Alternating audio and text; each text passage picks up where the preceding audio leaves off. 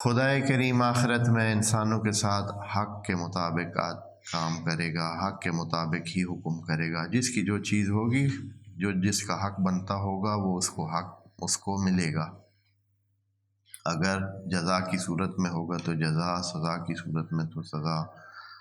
اب اس میں یہاں ایک چیز جو کہ انسانوں میں، انسانی زندگی میں جو چیز رائج ہے، جو چیز انسانی زندگی میں چلتی ہے،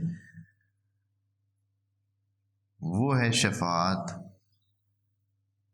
شفاعت کے بارے میں مسلمانوں میں کئی سوچیں مختلف ہو گئی ہیں۔ ہم نے ایک ترتیب سے عرض کیا ہے کہ شفاعت کا معنی یہ ہے کہ اکیلے نہ وہ کام ہو، جڑ کر ہو، دوسری چیز کو ملا کر کام کیا جائے، تو یہ شفاعت یعنی شف کی صورت میں ہوتا ہے، دو مل کر کام کریں۔ اللہ کی ساری تکوینی کائنات بھی جو ہے وہ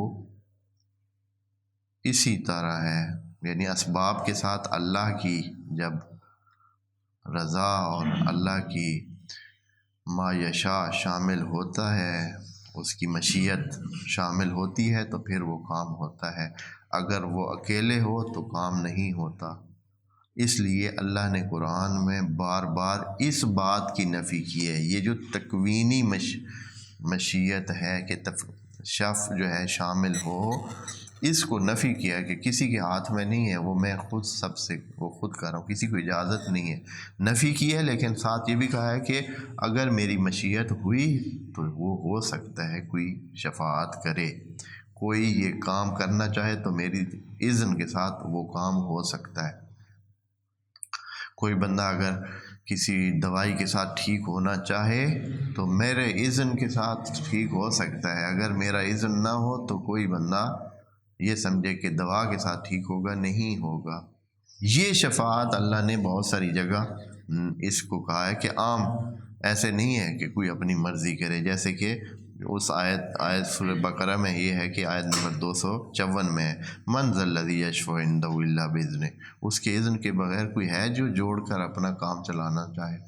اسباب تو موجود ہیں، سارے اسباب موجود ہیں، لیکن اس کا جو جوڑ ہے، جو کہ مشیت الہی ہے، اس کے بغیر کوئی کام نہیں ہو سکتا ہے۔ یا ایک اور آیت میں سورہ یونس کی آیت نمبر 3 میں فرمایا، ما من شفیع الا من بعد اذنہ، کوئی شفیع ہو ہی نہیں سکتا ہے بعد اذنہ۔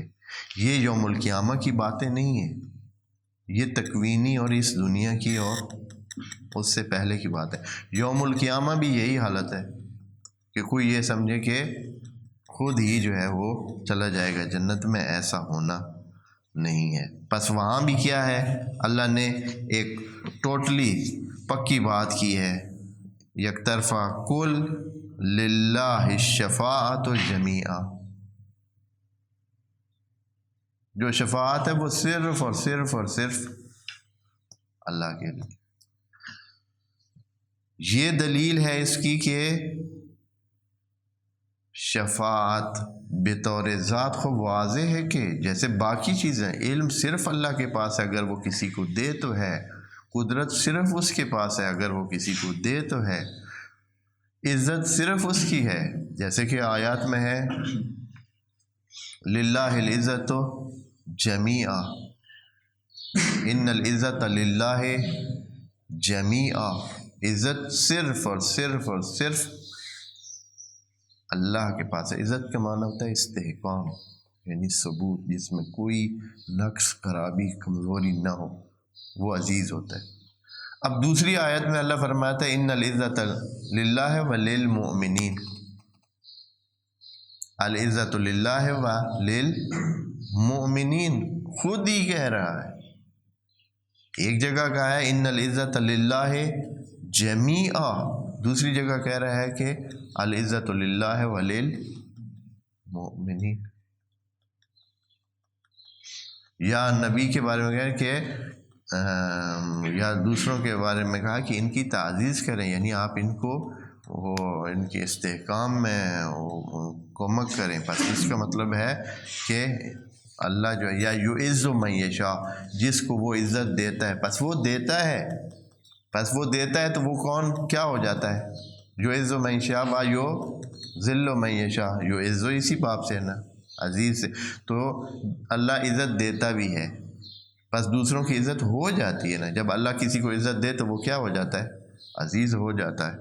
بس یہ ہاں بھی اسی طرح ہے، یہ شفاعت بھی اسی طرح کے موارد میں سے ہے کہ پہلے اولاً و بالذات شفاعت یعنی اسباب کے ساتھ اللہ کی مشیت کا شامل ہونا، چاہے وہ اس دنیا میں ہو چاہے یوم الآخرت ہو، وہ اللہ کے پاس ہے۔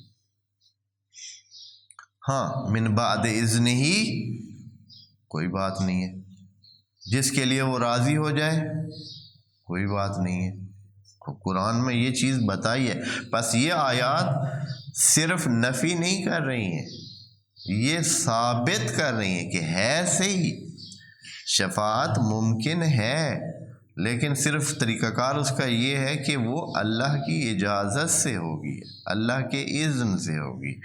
یہ کوئی خود سے کہے کہ میں اپنی پاور پہ، میں اپنے زور پہ، میں اپنے اس احترام اور اکرام کی وجہ سے، مقام کی وجہ سے میں کچھ کر سکتا ہوں، کسی کی شفاعت کر سکتا ہوں، یا کوئی یہ دعویٰ کرے کہ وہ شفاعت لے سکتا ہے، تو ایسی کوئی بات نہیں ہے۔